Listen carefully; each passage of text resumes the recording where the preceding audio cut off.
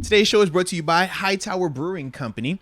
And the thing that I like about this particular brewing company, they're located in, I believe it is Southeast Ohio. We call it Rayland. I think that's how you pronounce it. It's about 15 minutes outside of Wheeling, West Virginia. So about 45 minutes to an hour outside of Pittsburgh. But with this particular brewing company, family owned, small business, man, local brewery, family friendly, pet friendly as well. Some of the things they offer within their brewery: live music on the weekends. They always have some type of deal going on food wise as well, man. But IPAs, lagers, the thing that I enjoy the most, and Deke can attest to this as well, they have these dope seltzers as well, man. All the different fruity flavors. I think it was a grape one that I was enjoying. I think it was a blueberry one. That was the other one. It was like a sour blueberry as well, man. It's pretty dope. But the thing that I really enjoy, though, even more so with this, is that this is from a person in the chat, man, a person from this podcast family, man. Greg Whiting, reached out to me when we were at Steelers training camp and was like, yo, man, we want to show some support, man. Big fan of the show. And, we were able to go ahead and get this locked in, man. So we appreciate him, man. So anybody that is going over there, their website is in the description box. You purchase anything on that website, you'll get 15% off all of your purchases, along with if you're in, at the actual location. Like I said, it's located in Ohio, southeastern Ohio. It's like right at the border, right by Wheeling, West Virginia. If you go in and you actually mention us while you're in there, you get 15% off of your order as well, whether you're getting drinks or food or all inclusive, man. So it's dope. And they got cool little merchandise. You see the little hat I got rocked out as well, man. So just wanted to shout those guys out, man, over at Hightower Brewing Company, man. Definitely show them some love, man. Absolutely. Hightower Brewery supports us. Absolutely, man. Let's support them. Absolutely, man. They got this peanut butter porter too. You better talk about it. I'm not a big dark beer guy. You better talk about it. But it's pretty damn good. They also, along with the seltzers, you're right. Seltzers are obviously really good. But they have some Pittsburgh theme cans. They do. They got a Maz. It's a Bill Mazeroski beer. That's good as well, because they sent us a care package. Yes. I was trying them, and I was like, this hits the spot. No, without a doubt. I know you're more the beer guy. For me, man, I was enjoying the seltzer. They had the tall, was it 32 ounce they sent us? Yes. It makes the watching experience way better. Start it out there. And you don't have to get as many refills either, Deke. I know, when we got them little ones out there, sometimes we got to worry about that. True. But no, shout out to them, though, as well, though, man.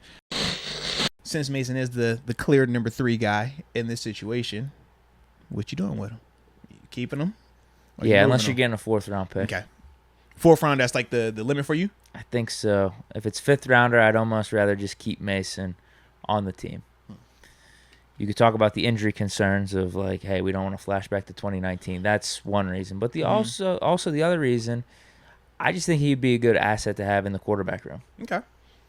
Running ideas off of I don't know how he's going to react to all this, but he's been a class act up to this point. No, so he I don't has. see why he wouldn't just stay that way. Yeah. Is he going to give the cold shoulder to Trubisky or Pickett if they're asking him for out? I'm not gonna lie, man. Because he was the one that just was shitting on Ben, saying like that Ben never did that. So I don't think he would turn to be that guy, right? No, I agree. I do agree with you on that. I'm just like torn with his handling of it, because I think he needs to be more aggressive. Well, the two dudes I think of, I look at Mason, I look at how Baker Mayfield handled his situation. Right now, granted, we know that one was the top pick, but in terms of him leaving Cleveland, like, he wasn't viewed as like a perfect all-world guaranteed shoe-in guy. But he did voice his displeasure. He was very adamant. He was hard in his stance, and now it has him being starting week 1. Now we know that Darnold got hurt, but even when Darnold didn't get hurt, he still was the guy. Absolutely. But he had a legitimate opportunity to win the starting spot. Since Mason has been on this roster, he's never walked into an offseason where he was on paper QB1. 7 the first couple years, Trubisky this offseason, then you draft Kenny Pickett as well.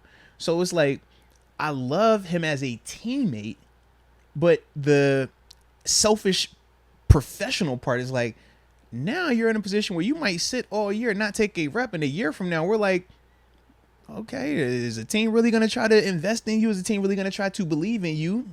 Yeah, that season doesn't work out. Now you're on the rocks. 28 at Absolutely. That point, huh? Whereas at least like with the Baker, it's like he's going to get a chance this season to rewrite that narrative.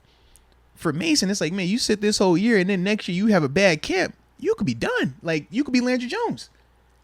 Think about Landry. You're not talking even having a bad camp with us, because I just highly doubt he's back with us I'm just at saying, all. like, having a bad camp elsewhere somewhere Right. because I don't think you would bring him back here, especially if you're not going to play him. No. And if you're Mason, why would you want to come back if No. they're not going to play you? But that's my only, like, when I think of Mason specifically and how he's handled it, I love what he's done for the team. Love that. But just the professional, this is your career as well. That's the other part where it's just like, man, sometimes I just wonder, like, would he, if he could do it differently, would he? You Maybe know? there's some talks going on behind the scenes too. Yeah. No, very true. Because I think of who was James Washington last year. Similar concept, right? We knew early on it was kind of rumored that he was upset, wanted to get out. Then he kind of was quiet about it, didn't say anything. Never really had that opportunity though. And then we talked about in terms of free agency, he really didn't sign for a substantial amount of money NFL wise. It was just like, man, you're leaving that out there, but that's a part of it. It's the gift and the curse with it. So I get it, but I'm always just like back and forth with that because the team dynamic is real, but at this level, the individual player being the CEO of their own body, like that's what you gotta realize. Like we're all our own little entities here with our bodies as it pertains to football athletes.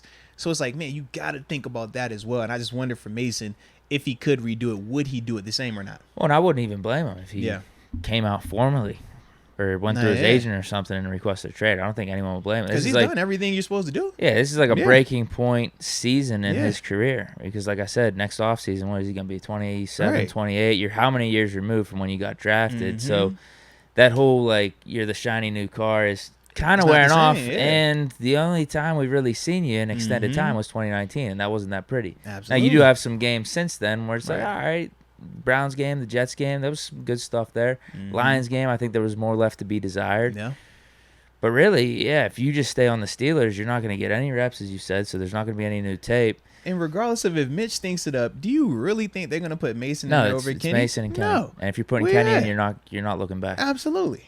Like, so when if you're talking about Rudolph, I'm just like, I don't see how you have a line here in Pittsburgh for you to advance your NFL career. Yeah, it'd just be so much better for him somewhere else, even if it is, and I assume it would be at this stage in the game, to be a backup. Yeah. Just be a backup somewhere. At least get in a system somewhere you're going to get a legit opportunity. If somebody goes down or plays bad, you're at least the first guy up. Right now, it's not even guaranteed that you're getting that opportunity yet, man. Yeah, exactly. Yeah. Try to go somewhere first that has maybe a questionable quarterback scenario, like the Texans, Seahawks, whoever. Well, I guess if he goes to Seahawks, he might be the third guy. Well, Lions. Because Locke was just COVID. It wasn't. Dude, he would be guaranteed the QB2 with the Lions. Those guys were trash. Oh yeah. What was it? Boy, who was it? I forgot the other dude that came in after him. Wow. Yeah. Who's the backup in Jacksonville? I don't know. We just played them too. I have no clue. Oh, it was Beathard. That's right. Excuse me. Okay, it was Luton, but then then they had Perry in. Yeah, then EJ was at the end. Yeah. So I'm trying to think, man. He would be the backup there. He could be a really solid backup for like 20-plus teams. And if he started the offseason on some other teams, he may have been in some type of actual starting QB competition with like a Davis Mills or a Goff potentially. Depending on how the coaches view it, though. Because, like, I don't know. I could see, like, with the Lions, them just sticking with Goff, or even the Texans sticking with Mills just because wouldn't even be a real QB. Hey, hold on. I got to laugh at this. They said, my man John Doe, he says Mason is doing his best. Hold me back while he's in front of the security act. You know, you seen them people say, oh, man, I'm sorry.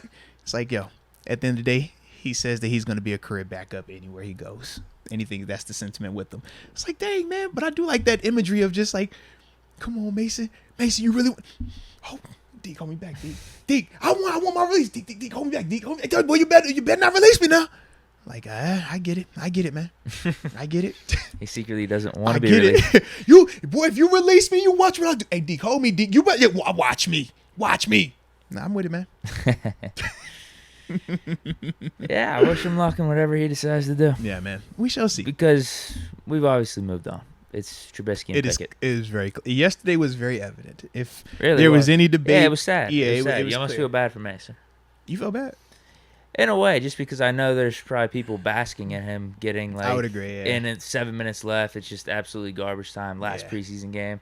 And you could feel like all the air out the stadium too. Yeah, it's like, oh, the game's over, guys. Mason's in. It's like, dang, it's rough. Yeah.